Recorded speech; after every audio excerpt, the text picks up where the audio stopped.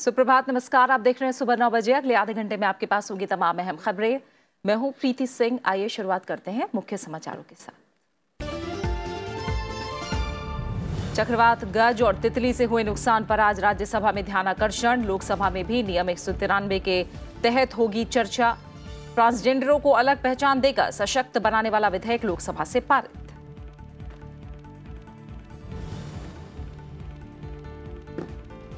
BJP सांसदों ने कांग्रेस अध्यक्ष राहुल गांधी के खिलाफ लोकसभा में दिया विशेषाधिकार हनन का नोटिस। राफेल मामले में सदन को गुमराह करने का आरोप। संसद के दोनों सदनों में कांग्रेस सांसदों ने भी सरकार के खिलाफ दिया विशेषाधिकार हनन का नोटिस। सुप्रीम कोर्ट को गुमराह करने का लगाया आरोप।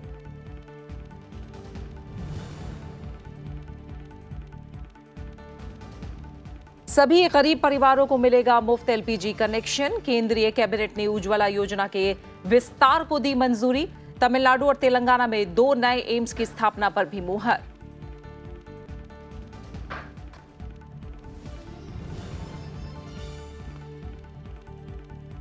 प्रधानमंत्री नरेंद्र मोदी आज महाराष्ट्र में 41,000 करोड़ रुपए की विकास परियोजनाओं का करेंगे शुभारंभ। कमजोर और कम आय वर्ग के लोगों के लिए आवास योजना के तहत बनेंगे 90,000 घर। कल्याण में 2 और पुणे में 1 मेट्रो कॉरिडोर की रखेंगे आधारशिला।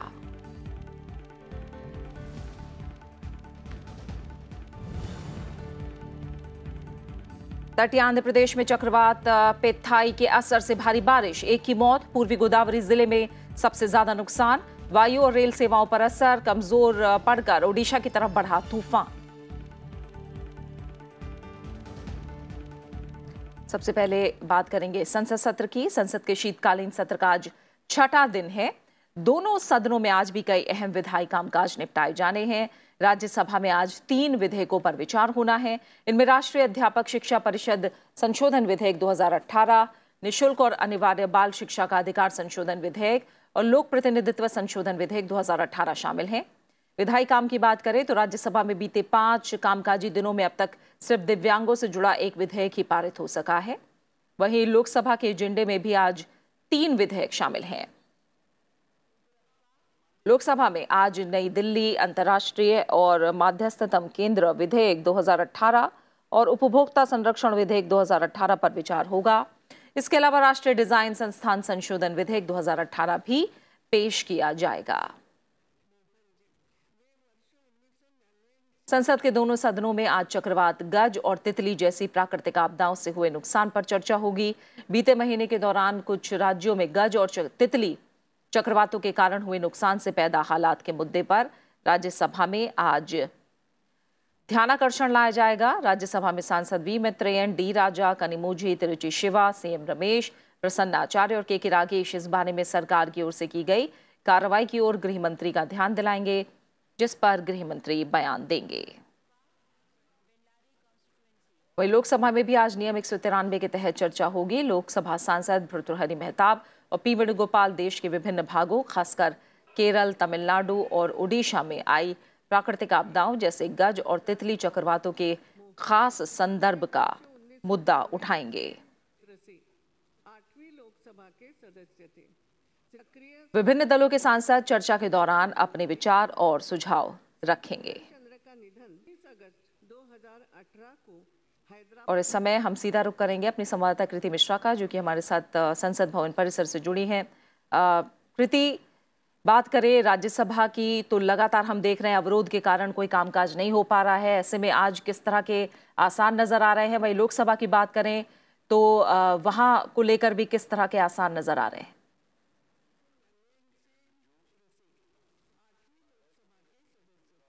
जी प्रीति, देखिए कल लगातार 4थे दिन भी राज्यसभा में अवरोध बना रहा, चाहे वो कावेरी के मुद्दे पे हो, चाहे फिर वो राफेल के मुद्दे पे हो। जो कांग्रेस है वो राफेल पर लगातार जेपीसी की मांग कर रही है, लेकिन सरकार साफ कर चुकी है क्योंकि सुप्रीम कोर्ट से क्लीन चिट मिल चुकी है, इसीलिए राफेल मुद्दे पर जेपीसी का कोई सवाल ही नहीं उठता। साथ ही साथ जो ट्रेजरी बेंचेस हैं उन्होंने भी कल कांग्रेस से माफी की मांग की, जो भी 1984 के एंटी सिख राइट्स थे कल दिल्ली हाईकोर्ट के जजमेंट के बाद। तो लगातार हम देख रहे हैं कि सदन में अवरोध बना हुआ है, लेकिन आज की अगर हम बात करें तो देखिए काफी महत्वपूर्ण बिल हैं, चाहे वो NCTE बिल हो, चाहे फिर वो right of children to free and compulsory education हो, या फिर representation of people amendment bill हो, काफी महत्वपूर्ण बिल हैं। और साथ ही साथ एक कॉलिंग अटेंशन मोशन भी है राज्यसभा में, जहां पर सांसद जो होम मिनिस्टर हैं उनका ध्यान आकर्षण करेंगे, चाहे वो साइक्लोन गज की बात हो या तितली की बात हो, उससे कितना डेवस्टेशन हुआ और रिहेबिलिटेशन के लिए किस तरह की जरूरतें हैं। और साथ ही अगर लोकसभा की बात की जाए तो कंज्यूमर प्रोटेक्शन से एक जुड़ा काफी महत्वपूर्ण बिल है, और साथ ही डिस्कशन है रूल 193 के अंतर्गत, जिसमें जो भी साइक्लोन्स हैं जिनसे डेवस्टेशन हुआ है और खासकर रेफरेंस जो है वो गज और तितली को लेकर है। तो काफी महत्वपूर्ण दिन है और देखना है कि किस तरह से सभी दलों में सहमति बनती है ताकि ये जो सेशन है उसको प्रोडक्टिव बनाया जा सके। प्रीति? बिल्कुल, विधायी कामकाज का एजेंडा लंबा है और कामकाजी दिन भी अब इस लिहाज से काफी कम है। देखना होगा, आज दोनों सदनों में 3 अहम विधेयक हैं, किस तरह से कार्रवाई आज आगे बढ़ेगी। बहुत बहुत शुक्रिया फिलहाल कृति आपका इस बातचीत के लिए। शीतकालीन सत्र के दूसरे हफ्ते के पहले दिन भी राज्य की कार्यवाही में राफेल और कावेरी के मुद्दों पर राज्यसभा में अवरोध देखने को मिला, जिसके बाद राज्यसभा की कार्यवाही दिन भर के लिए स्थगित करनी पड़ी। सदन में सभा पटल पर अहम पत्र रखे जाने के बाद सभापति एम वेंकैया नायडू ने कहा कि पिछले दिनों आए गज और तितली चक्रवात की वजह से हुई तबाही पर चर्चा के लिए ध्यानाकर्षण प्रस्ताव के नोटिस को स्वीकार कर लिया गया है। सभापति ने सदन को जानकारी दी कि कीमतों में बढ़ोतरी पर नेता प्रतिपक्ष गुलाम नबी आजाद और समाजवादी पार्टी नेता रामगोपाल यादव के नोटिस के अलावा कृषि संकट पर चर्चा के लिए टीएमसी सांसद डेरेक ओब्रायन का नोटिस भी स्वीकार किया गया है। I have already admitted court attention on Gaza, Titli and other cyclone affected states. Ek minute, just at least hear the observation of the chair and then Balasubramanian ji, please. To be taken up under court attention motion. I have also received a notice from the leader of the opposition, Sri Ghulam Nabi Azad ji, about the price rise with particular reference to petroleum products and other related items. That also I have admitted. And now I have received a notice from Sri Ram Gopal Yadav and Derek O'Brien about the agrarian crisis in the country. It's also an important issue that also I have admitted it to be taken up. And then with regard to other issues, I have not admitted them under suspension of the question hour today. Derek O'Brien I have converted into a short discussion. I'm not, sir. My 267 has become short duration? Yes. Thank you, sir. Okay. See, KK Ragesh also, he has given a notice about the Supreme Court verdict that I have deserved. And the other issues will be taken up during normal course. And the matters to be raised with the permission of the Chair, Jiro Sri Vijay Pal Singh Toma, issue pertaining to establishment of High Court bench at Allahabad.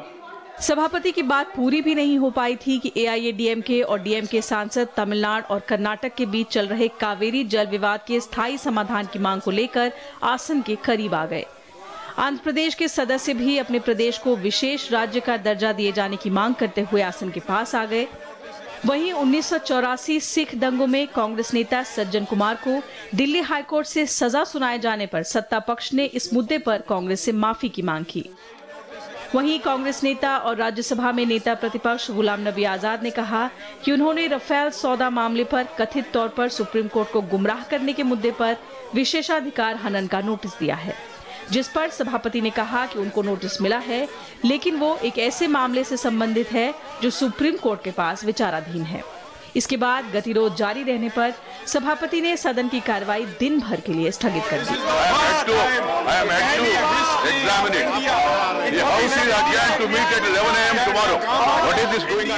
Kriti Mishra, Rajya Sabha TV.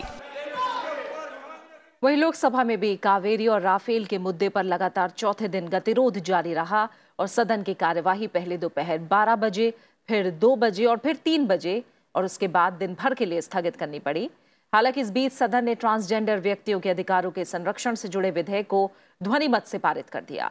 ट्रांसजेंडरों को अलग पहचान देकर सशक्त बनाने वाले विधेयक को 27 संशोधनों के साथ पारित करके लोकसभा ने एक नया इतिहास रचा है। इसमें उभयलिंगी व्यक्ति यानी थर्ड जेंडर को परिभाषित करने, उनके खिलाफ विभेद का निषेध समेत कई अधिकार प्रदान करने का प्रावधान किया गया है।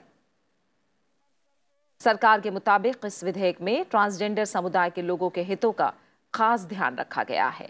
सामाजिक न्याय और अधिकारिता मंत्री थावरचंद गहलोत ने कहा कि ट्रांसजेंडर व्यक्तियों के लिए शिकायत निवारण तंत्र स्थापित किया जाएगा। साथ ही राष्ट्रीय ट्रांसजेंडर परिषद की स्थापना की जाएगी, जिससे ट्रांसजेंडर व्यक्तियों को सहूलियत और सुरक्षा मिलेगी। उभयलिंगी व्यक्ति को परिभाषित करने के लिए, उभयलिंगी व्यक्ति के विरुद्ध विभेद का प्रतिषेध करने के लिए, उभयलिंगी व्यक्ति को उस रूप में मान्यता देने के लिए उसे अधिकार प्रदत्त करने और स्वतः अनुभव की जाने वाली लिंग पहचान का अधिकार प्रदत्त करने, उभयलिंगी व्यक्तियों को पहचान प्रमाण पत्र जारी करने, यह उपबंध करने की कोई स्थापन, नियोजन, भर्ती, प्रोन्नति और अन्य संबंधित मुद्दों से संबंधित विषयों में किसी उभयलिंगी व्यक्ति के विरुद्ध विभेद नहीं करेगा। प्रत्येक स्थापन में शिकायत निवारण तंत्र स्थापित करने, राष्ट्रीय उभयलिंगी परिषद की स्थापना करने, विधेयक के उपबंधों का उल्लंघन करने के लिए दंड देने आदि प्रावधानों को लेकर के ये विधेयक प्रस्तुत किया है। ट्रांसजेंडर व्यक्तियों के अधिकारों का संरक्षण विधेयक 2016 लोकसभा से पारित होने के बाद इसी सप्ताह विचार और पारित होने के लिए राज्यसभा के एजेंडे में शामिल किया गया है।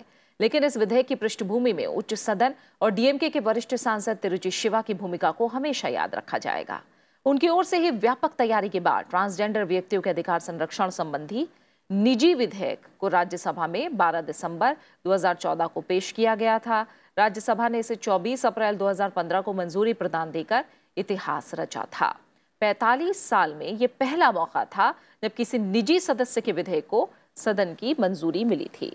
सोमवार को जब लोकसभा से विधेयक पास हुआ तो तिरुचि शिवा का उल्लेख भी कई बार हुआ। इस निजी विधेयक को व्यापक समर्थन मिला। खुद नेता सदन अरुण जेटली की राय थी कि इसे एकमत होकर पारित किया जाए। बाद में इसी विधेयक को संज्ञान में लेकर सुप्रीम कोर्ट ने केंद्र और राज्य सरकारों को सभी ट्रांसजेंडर्स को कानूनी पहचान देने का आदेश दिया। इस पर जो विधेयक बना उस पर काफी सलाह मशवरा हुआ।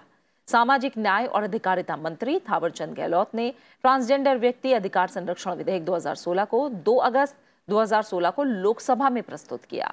इस पर संसदीय समिति ने भी व्यापक पड़ताल की। ये विधेयक पास कराना सरकार की खास प्राथमिकताओं में रहा है। गतिरोध के बीच ही एक बार में 3 तलाक देने से संबंधित मुस्लिम महिला विवाह अधिकार संरक्षण विधेयक 2018 भी कल लोकसभा में पेश किया गया। कानून मंत्री रविशंकर प्रसाद ने विधेयक 2018 पेश करने की अनुमति मांगी, लेकिन कांग्रेस सांसद शशि थरूर ने बिल के कुछ प्रावधानों का विरोध किया। इसके जवाब में कानून मंत्री ने कहा कि यह विधेयक मुस्लिम महिलाओं के अधिकारों की रक्षा के लिए लाया गया है। सुप्रीम कोर्ट भी इस बिल के पक्ष में है और 3 तलाक को रोकना बेहद जरूरी है। इसके बाद सदन ने ध्वनि मत से विधेयक पेश करने की इजाजत दी। साथ ही उन्होंने मुस्लिम महिला विवाह अधिकार का संरक्षण विधेयक 2018 के जरिए इस मामले में तुरंत कानून बनाए जाने की वजहों को दर्शाने वाला विवरण भी पेश किया। विधेयक में एक साथ 3 तलाक देने को अवैध बताया गया है और इसके लिए 3 साल तक की सजा और जुर्माने का प्रावधान है। यह गैर जमानती अपराध की कैटेगरी में रखा गया है। राफेल मामले में कांग्रेस अध्यक्ष राहुल गांधी के बयान को लेकर लोकसभा में उनके खिलाफ 3 बीजेपी सांसदों ने विशेषाधिकार हनन का नोटिस दिया है। राहुल गांधी के खिलाफ लोकसभा में बीजेपी सांसद अनुराग ठाकुर, निशिकांत दुबे और संजय जायसवाल ने विशेषाधिकार हनन का नोटिस दिया।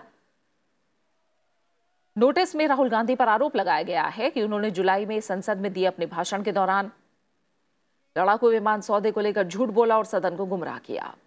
मॉनसून सत्र के दौरान जुलाई में अविश्वास प्रस्ताव के दौरान दिए गए भाषण में राहुल गांधी ने कहा था कि यूपीए सरकार के समय एक विमान के लिए 520 करोड़ रुपए कीमत तय की गई थी, लेकिन एनडीए की सरकार ने डील में प्रत्येक विमान के लिए 1600 करोड़ रुपए में डील की है। बीजेपी का कहना है कि राहुल गांधी की तरफ से विमानों की खरीद के लिए बताई गई तुलनात्मक कीमत पूरी तरह से काल्पनिक है, गलत है, झूठा बयान है। बीजेपी सांसदों ने राहुल गांधी के खिलाफ कार्रवाई की मांग की है। वहीं कांग्रेस की तरफ से भी लोकसभा और राज्यसभा दोनों सदनों में विशेषाधिकार हनन का नोटिस दिया गया है। कांग्रेस सांसदों ने राफेल विमान डील को लेकर सुप्रीम कोर्ट में गलत जानकारी देने का आरोप लगाते हुए प्रधानमंत्री नरेंद्र मोदी के खिलाफ नोटिस दिया। कांग्रेस ने आरोप लगाया है कि राफेल विमान सौदे के बारे में सरकार की तरफ से सुप्रीम कोर्ट को गलत जानकारी दी गई और सरकार की तरफ से सदन में सफाई दिए जाने की मांग की। राज्यसभा में नेता विपक्ष गुलाम नबी आजाद ने सरकार के खिलाफ विशेषाधिकार हनन का नोटिस दिया, जबकि लोकसभा में कांग्रेस नेता मल्लिकार्जुन खड़गे और सुनील जाखड़ ने नोटिस दिया है। राफेल मुद्दे पर कांग्रेस का झूठ बेनकाब करने के लिए बीजेपी के मुख्यमंत्रियों, केंद्रीय मंत्रियों और प्रमुख नेताओं ने कल 70 शहरों में प्रेस कॉन्फ्रेंस की। इसी सिलसिले में रक्षा मंत्री निर्मला सीतारमण ने मुंबई में प्रेस कॉन्फ्रेंस की। निर्मला सीतारमण ने कहा कि कांग्रेस के नेता सुप्रीम कोर्ट के फैसले को नजरअंदाज करके लोगों को अपना असली चेहरा दिखा रहे हैं। Congress party is obviously desperate. One, to see why there has not been even a whiff of corruption. How come? And the second, how can it be so, especially in defense? Because you couldn't have taken decisions in defense without middlemen, without money going in the name of kickbacks. So they went on this game of pick up on Rafale, we'll go through the whole thing. They spent 10 years over it. जो paragraph 26 में हम देख सकते हैं कि जो पुराना acquisition हुआ था उसके टर्म्स से बेहतर टर्म्स और बेहतर कीमत ये इस एक्विजिशन में मिली है। जो ओरिजिनल इक्विपमेंट मैन्युफैक्चरर है, इस केस में डसॉल एविएशन, इसको वो पूरे अधिकार है और उन अधिकारों के तहत उन्होंने कई पार्टनर चुने हैं, जिसमें से एक रिलायंस भी है। इस पूरी प्रक्रिया में जिस प्रकार के गैर जिम्मेदाराना पूर्ण बयान दिए जा रहे हैं, वह सत्य पर धूल झोंकने जैसा है, लेकिन सत्य तो सत्य होता है। केंद्र की सरकार ने देश की सुरक्षा की आवश्यकता को ध्यान में रखकर जो कदम बढ़ाए हैं, सुप्रीम कोर्ट ने भी उसे उचित माना। केंद्र सरकार ने उज्ज्वला योजना को अब यूनिवर्सल बनाने यानी देश के सभी गरीब परिवारों को मुफ्त कनेक्शन देने का फैसला किया है। कैबिनेट की आर्थिक मामलों की समिति के फैसले की जानकारी देते हुए पेट्रोलियम मंत्री धर्मेंद्र प्रधान ने बताया कि उज्ज्वला योजना के कनेक्शन से अब तक 5,86,000 गरीब परिवारों को फायदा मिल चुका है और अब इस योजना को पूरे देश में समान रूप से लागू करने का निर्णय लिया गया है। 2016 में शुरू इस योजना में गरीबी रेखा से नीचे जीवन यापन करने वाले परिवारों को निःशुल्क गैस कनेक्शन देने का प्रावधान था, लेकिन अब सभी गरीब परिवारों को शामिल करने का फैसला किया गया है। गरीब परिवारों को बिना फॉर्म भरे केवल अब सादे कागज पर कनेक्शन मिलेगा। इसके लिए उन्हें सेल्फ डिक्लेरेशन देना होगा। राज्यसभा टीवी से खास बातचीत में धर्मेंद्र प्रधान ने बताया कि इसका मकसद 100% गरीब परिवारों को योजना का लाभ प्रदान करना है। केंद्रीय पेट्रोलियम मंत्री धर्मेंद्र प्रधान हमारे साथ हैं। सर, उज्ज्वला में एक बड़ा बदलाव किया गया है, अब इसको एक यूनिवर्सल बनाया गया है, कुछ बताएं इसके बारे में। प्रधानमंत्री उज्ज्वला योजना जब 2016 में शुरू हुई, तब से जो अनुभव आया कि समाज में SCCC लिस्ट में जो लाभार्थी रहे, बाद में उसको और 7 बिंदुओं के साथ एक्सपेंड किया गया। उसके बाद भी अनुभव आया समाज में और एक तबका छूट जाता है जो इस सेवा से वंचित हो रहा है। इसीलिए सरकार ने ये महत्वपूर्ण फैसला किया है, भारत के सारे गरीब परिवारों को सरकार के खर्चे से LPG कनेक्शन पहुंचा दिया जाए। सर, बेनिफिशरीज की पहचान के लिए SCCC का जो पैमाना था वो था, अब क्या करेंगे? क्योंकि उसके लिए जो एक एफिडेविट आपने बताया 14 पॉइंट एफिडेविट होगा या फिर पहचान पत्र कैसे दिखाएंगे, वो मैकेनिज्म क्या है? देखिए, हम लोग SCCC से आगे जा चुके थे। SCCC के अलावा और 7 बिंदुओं को हमने जोड़ चुका था, उसके आगे भी अभी हम जाना चाहते हैं। इसलिए हमने जो 14 पॉइंट एफिडेविट की अपेक्षा रखा है, उसमें से 2-3 मुख्य बिंदु ये है, कोई भी नागरिक का एक पहचान पत्र होनी चाहिए, राशन कार्ड हो सकती है और किसी भी प्रकार की राज्य से प्रदत्त कोई पहचान पत्र हो सकता है, वो होनी चाहिए।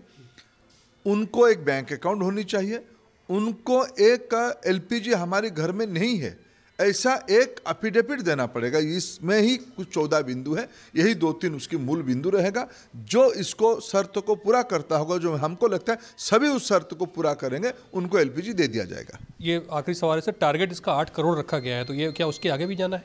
हमें लगता है कि अब तो हम 90% पेनिट्रेशन देश में कर चुके हैं, बाकी जो 10% पेनिट्रेशन बाकी बचा है, आने वाले जो लक्ष्य अभी हम इसी साल के अंत तक 6 करोड़ उज्ज्वला योजना में पहुंच जाएंगे। धर्मेंद्र प्रधान जी का कहना था कि महत्वाकांक्षी योजना है और 90% जो पेनिट्रेशन है उज्ज्वला का वो पूरा हो चुका है और वो काम आगे भी जारी रहेगा। सुधांशु के साथ पंचानन मिश्रा, राज्यसभा टीवी।